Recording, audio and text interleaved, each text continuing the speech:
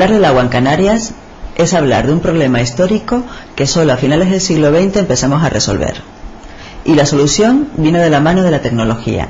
Conozcamos algunos de los organismos e investigaciones que se están llevando a cabo para garantizar y mejorar nuestro suministro de agua. La búsqueda del agua ha representado seguramente el mayor esfuerzo al que se han enfrentado las Islas Canarias en su historia. Siempre ha sido un bien escaso, costoso de obtener y mal distribuido entre las vertientes norte y sur de las islas. El procedimiento más común de aprovechamiento hídrico es captar y almacenar en depósitos las aguas que discurren en la superficie. Esto no siempre es posible en las islas debido a la irregularidad y brevedad de las lluvias con escasos volúmenes aprovechables, la imposibilidad de construir grandes embalses, la excesiva permeabilidad de los suelos y, finalmente, la gran cantidad de sedimentos que los barrancos arrastran y depositan en los embalses inutilizándolos.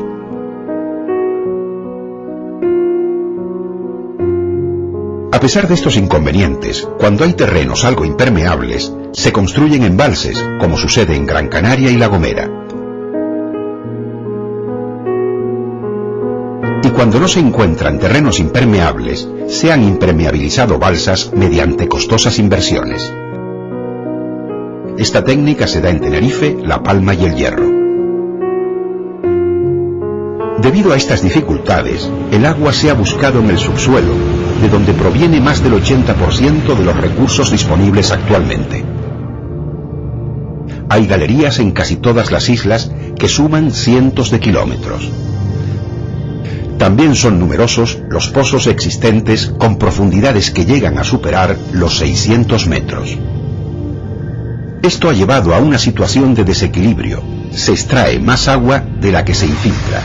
Consiguientemente, el nivel de las aguas subterráneas ha descendido de forma alarmante.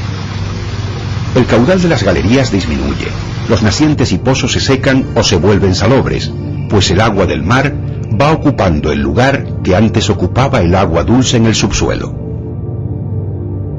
El crecimiento incesante de la demanda ha motivado un gran desarrollo en Canarias de las técnicas de desalación y reutilización del agua. Esto ha supuesto un alivio en la agónica búsqueda, pero también depender del petróleo para su obtención. Este programa recoge algunas de las investigaciones que se están llevando a cabo en el archipiélago para mejorar la captación, aprovechamiento y reutilización del agua.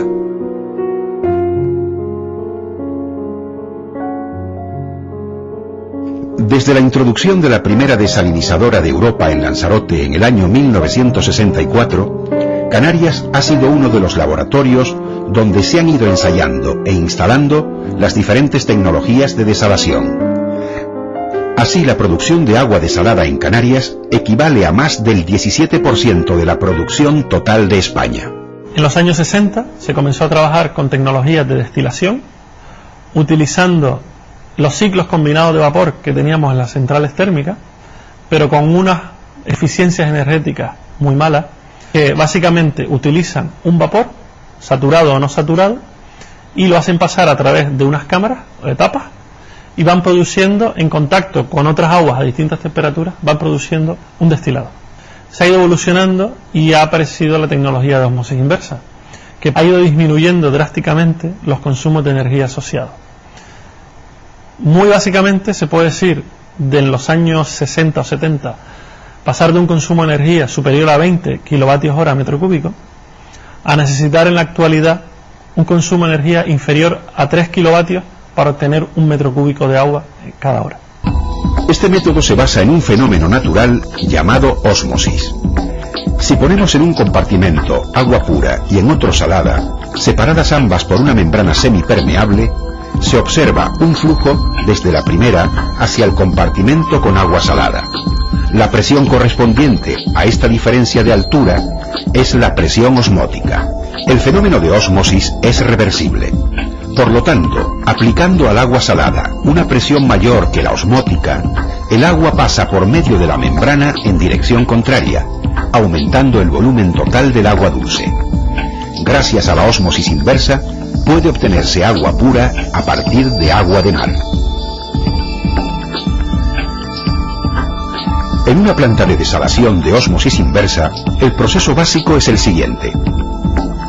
El agua de mar es tomada mediante bombas de alimentación para ser impulsada a las unidades de pretratamiento, donde es sometida a procesos químicos para eliminar la carga biológica, así como evitar las incrustaciones de sales, y otro proceso físico que consistirá en varias etapas de filtración a fin de eliminar la materia en suspensión. A continuación, el agua del mar es impulsada a alta presión hacia las membranas, donde se producirá el fenómeno de la ósmosis inversa, separándose una corriente de agua dulce y otra de alta concentración de sal, llamada rechazo o salmuera. De cada 100 litros de agua de mar, se obtienen de 20 a 45 litros de agua dulce.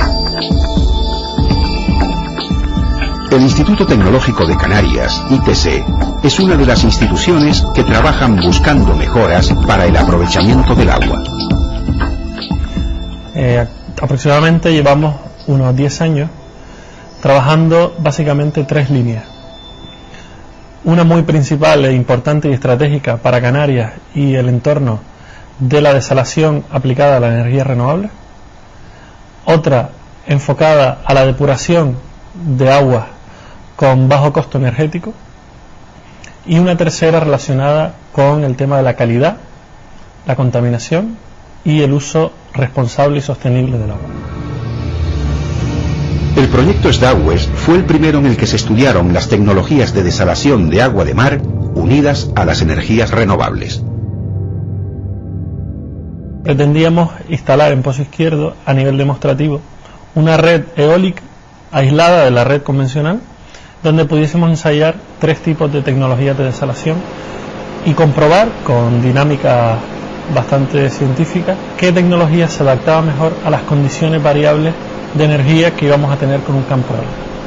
Se ensayaron tecnologías como ósmosis inversa, electrodiálisis reversible y compresión de vapor, y entre las muchas conclusiones que obtuvimos se veía muy claramente que la ósmosis inversa y la electrodiálisis podían ser tecnologías robustas y fiables para poder trabajar con eólica y en redes aisladas. La mayor parte de la energía consumida en los procesos de ósmosis inversa se utiliza para impulsar el agua a elevadas presiones dentro de las membranas. El agua dulce sale a presión atmosférica, pero la salmuera sale a alta presión. Diferentes mecanismos aprovechan esta presión, disminuyendo el consumo energético necesario para la desalación. Son los recuperadores de energía. Dentro del ITC estamos desarrollando varios productos que vienen de aplicaciones comerciales, estándares a gran escala, adaptándolos a plantas de menos de 100 metros cúbicos día. Se requiere un cierto trabajo tecnológico de ingeniería para conseguir adaptar esos sistemas a plantas pequeñas, y por otro lado también estamos trabajando en el diseño de la instalación, de tal manera que consigamos una mayor eficiencia energética en el proceso, reduciendo a la mayor medida posible las pérdidas por fricción, rozamiento en toda la instalación hidráulica de la planta. Hemos evolucionado a intentar producir la misma cantidad de agua sin necesidad de acumular energía, y en función de la irradiación que tengamos en ese momento, poder hacer que la planta se adapte hidráulicamente y mecánicamente a las condiciones variables de producción fotovoltaica. La empresa irlandesa Aquamarine Power, dedicada al aprovechamiento de la energía marina, en colaboración con el Instituto Tecnológico de Canarias, trabajan en el proyecto Oyster, un interesante estudio que trata de obtener la energía para la desalación de las olas del mar. El principio en que se basa el Oyster es sencillo. Consiste en un módulo oscilante fijado al lecho marino cerca de la costa a una profundidad de 12 metros. Las olas empujan adelante y atrás una aleta que transmite el movimiento a un mecanismo hidráulico que mediante un doble pistón empuja el agua a presión dentro del sistema de desalación de ósmosis inversa. El sistema trabaja aprovechando ambos movimientos, tanto el de llegada de la ola como el de resaca.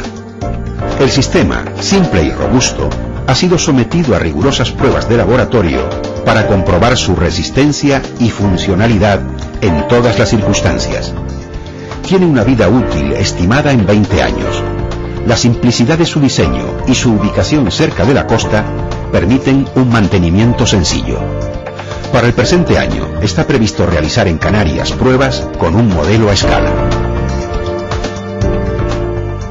Desde tiempos pretéritos se tiene conocimiento del aprovechamiento del agua de las brumas en Canarias. Así cuenta la historia que en la isla del Hierro, los Bimbaches, sus habitantes prehispánicos, recogían el agua que condensaba su árbol mítico, el garoé, y gracias al cual pudieron resistir el asedio de los conquistadores. El proyecto Disdera pretende obtener datos climatológicos y de funcionalidad en el área de la Macaronesia que permitan tener un mapa de costos y rendimientos. Los frecuentes vientos alisios vienen cargados de nubes o brumas que están formadas por una masa de agua condensada en minúsculas gotas en suspensión que se condensan al contacto con objetos. Es la llamada lluvia horizontal. Veamos cómo se produce. La velocidad del viento y la densidad de la bruma son los elementos fundamentales. Al chocar con los árboles, estas minúsculas gotas se van condensando en las hojas por las que destilan hacia la base del árbol, donde son conducidas hacia pequeños depósitos.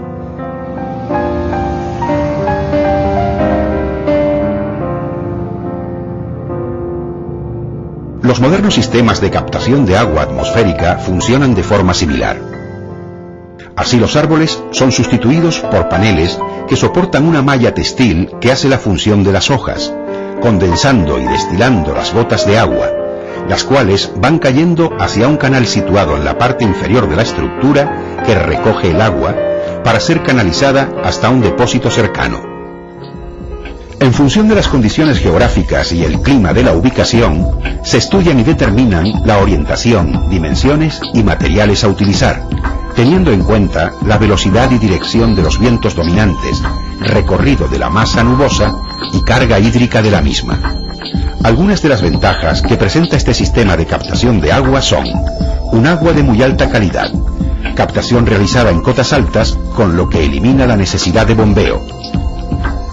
Se obtiene sin consumo de energía ni mantenimiento del sistema, de forma limpia y respetuosa con el medio ambiente, aprovechando las brumas, nieblas y rocíos que sin esta captación no caería sobre la tierra. Las aguas provenientes de las desalinizadoras de agua de mar, al carecer prácticamente de calcio y carbonato, tienen un carácter muy agresivo, disolviendo algunos materiales de tuberías y depósitos, pudiendo quedar contaminada con los mismos. Por ello se hace necesaria su remineralización. El Centro Canario del Agua ha realizado una serie de trabajos de investigación que han permitido mejorar una conocida técnica que aprovecha el CO2 disuelto en el agua de desalinizadoras para mineralizarla, permitiendo simplificar los procesos y abaratar los costes. En diferentes estudios y ensayos con plantas cada vez de mayor tamaño, se han ido definiendo las dimensiones y parámetros para su diseño, las cuales en esencia lo que hacen es poner en contacto el agua con la calcita, un mineral calizo muy frecuente en la naturaleza, y sobre todo mantener constante la altura de los lechos filtrantes. Desde la planta desalinizadora, el agua llega a la zona de distribución que se encuentra en la base del tanque. En esta base se halla una estructura sobre la que se asientan unas tarimas filtrantes también inventadas por el centro, a través de las cuales se inyecta el agua y el CO2 de forma uniforme a unos depósitos en los cuales se halla el lecho de calcita triturada. La altura del lecho varía normalmente entre 1 y 2 metros.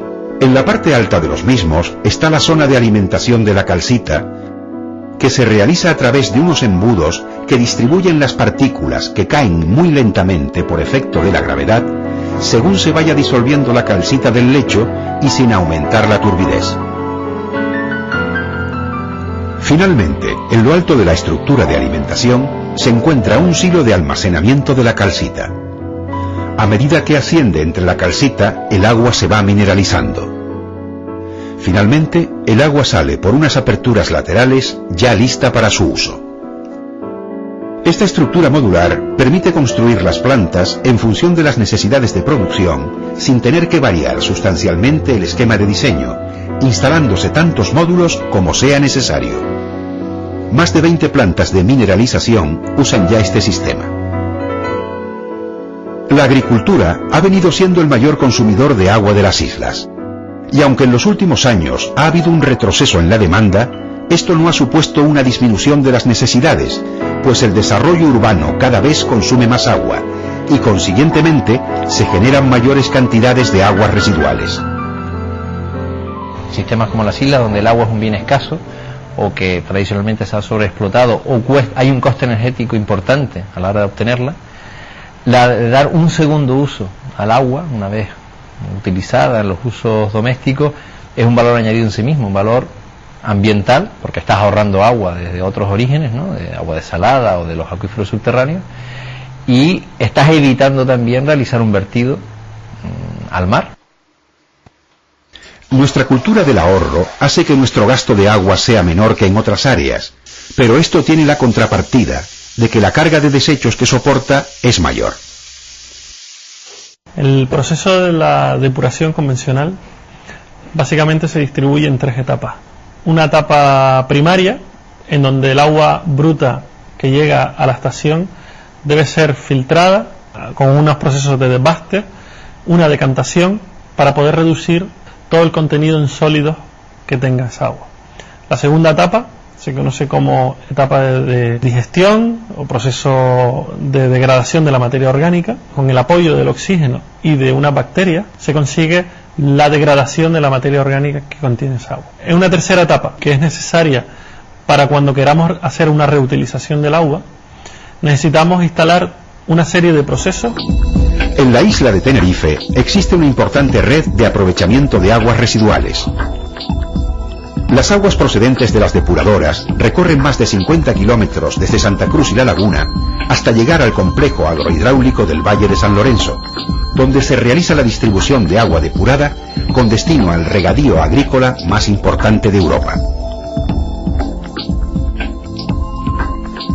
Este proceso terciario es necesario si se quiere hacer un uso posterior del agua en regadíos, pues el agua procedente de las depuradoras tiene un alto contenido en sales.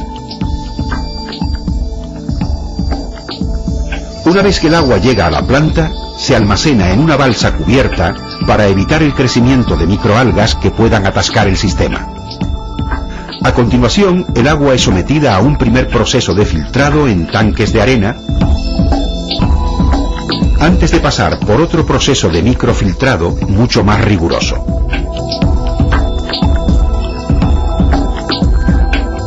Luego, el agua es sometida a un proceso de electrodiálisis reversible.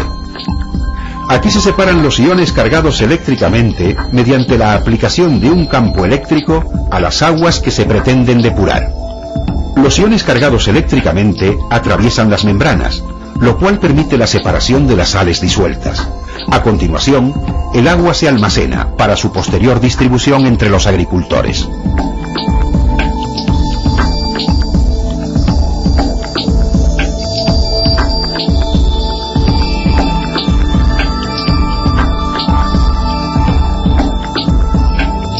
Cerca del 40% de la superficie de las islas son espacios naturales, por lo que frecuentemente se encuentran cerca de ellos pequeños núcleos de población dispersos que carecen de sistemas de saneamiento. Para ayudar a resolver el problema de los vertidos de estas aguas residuales, se ha creado el proyecto Depuranar, que ha permitido la adecuación y construcción de sistemas de depuración natural, sencillos e integrados en el medio. Técnicos de diversas nacionalidades y especialidades han cooperado en el desarrollo de estos sistemas que permiten el saneamiento y la reutilización de las aguas residuales. Se han puesto en marcha 8 experiencias en las islas. Veamos cómo funciona una de ellas. Estamos en la finca de la Gata del Coronado y lo que hacemos en este sistema de depuración natural es recoger las aguas procedentes de la limpieza de la sala de ordeño de una vaquería que tiene aproximadamente 130 cabezas de ganado ahora mismo. El sistema se encuentra en la vertiente norte de la isla de Tenerife, a una altitud de 1080 metros, con fuertes oscilaciones de temperatura, las cuales condicionan su funcionamiento. Esta primera charca, nosotros lo llamamos canal, estanque facultativo, lo que tenemos es la entrada del agua desde la fosa séptica, desde el pretratamiento, en el cual el agua lo que hacemos es introducirla por la parte inferior para evitar que se rompa la estratificación que de forma natural se da en ella, y en esta primera zona tenemos por esa estratificación que se da en la parte más inferior, tenemos unas bacterias que llamamos anaerobias que pueden funcionar en ausencia de oxígeno y que lo que van a hacer es degradar la materia sedimentable, la materia que se va sedimentando en la laguna. Luego existen otros microorganismos que llamamos facultativos, porque son capaces de funcionar con o sin oxígeno y que estarían en la zona intermedia y que también realizan procesos depurativos, y ya en la zona más superior, en la zona que está más en contacto con el aire y con la luz, tenemos unos microorganismos que llamamos aerobios, que trabajan con oxígeno, utilizan el oxígeno y mejoran la depuración.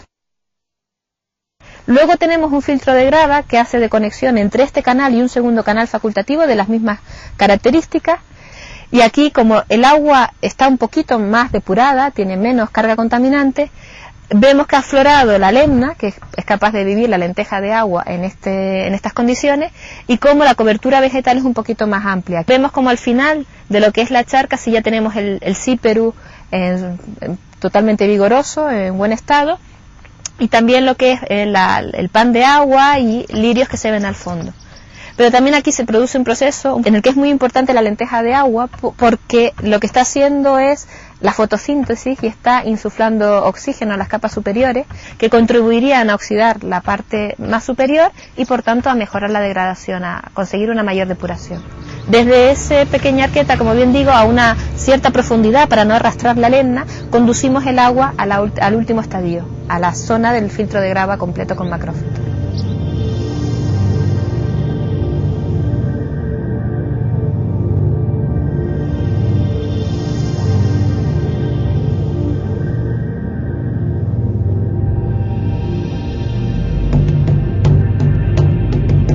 Una parte de estos estudios tiene una aplicación directa en nuestro entorno más cercano, la costa africana, que debe ser destinataria de los mismos y donde, contribuyendo a su desarrollo, debemos situarnos como referencia tecnológica, haciendo transferencia de tecnología y dando la formación necesaria para su progreso. Se intenta extrapolar la investigación y el conocimiento que se estaba haciendo en el ITC, extrapolarlo a enclavamientos aislados y a zonas en donde se denotaban unas necesidades, en unas situaciones muy dramáticas, de agua y energía. El ITC vuelca todo un desarrollo tecnológico en sus instalaciones con la idea de, en un medio largo plazo, poder transferir esa tecnología y ese conocimiento a la costa africana. Se han desarrollado experiencias a nivel demostrativo en Marruecos, Mauritania y Túnez, con la idea de poder producir agua en entornos aislados de la red y que puedan tener en poblaciones de pequeños habitantes, poder tener un recurso de agua potable que antes no tenían. Se han hecho varias experiencias, la más reciente, la que tenemos es en Túnez, en el pueblo de Sargilén, que es un pueblo que está en medio del desierto, de unos 300 habitantes, y el año pasado se ha instalado una planta desaladora de ósmosis inversa para agua salobre, alimentada únicamente con energía solar fotovoltaica. La planta es capaz de producir 15 metros cúbicos al día y satisface completamente la demanda de agua de ese pueblo. Antes de que estuviese esta instalación, el agua había que traerla de fuera del pueblo a unos costes totalmente nada permisivos. También en Mauritania hemos trabajado abasteciendo de agua a la población del Parque Nacional Bandargán, a 4 pueblos del parque. Se han instalado 4 plantas desaladoras de distintas capacidades y ahora en un futuro cercano estamos haciendo los estudios necesarios para pasar del diésel, que actualmente se está usando, a energías renovables, principalmente eólica, por las condiciones de esa región. Y este año se van a instalar en Marruecos 4 plantas desaladoras con energía solar fotovoltaica en 4 pueblos, 2 de la zona sur de Souss-Massa y 2 de la zona norte de Agadir, también con la misma filosofía. Hasta ahora el usuario era simplemente un consumidor al cual se le daban unos servicios y pagaba por ellos, pero en el futuro, y ya está ocurriendo, es necesario que el usuario se implique tomando pues parte activa. Promover una recuperación de la cultura tradicional de ahorro y uso eficiente del agua, ¿no? Que el usuario conozca el verdadero valor que tiene el agua, no como un recurso infinito, sino como un recurso que tiene unos costes asociados. Y también hay un aspecto importante social, es que es el usuario como elemento, la ciudadanía, que exige también a la administración eficiencia, una corresponsabilidad en ese uso eficiente del agua. Por ejemplo, un caso evidente es en el control de pérdidas en las redes de abastecimiento, transporte, distribución de agua, en el cual la ciudadanía a veces no es muy consciente en este aspecto, pero si toma conciencia también toma parte activa para que el sistema funcione lo más eficientemente posible. Todos debemos ayudar a sacar el máximo rendimiento a los recursos disponibles para obtener agua potable. Esperamos que el reportaje de hoy les haya resultado interesante. Como siempre, en Canarias I+D.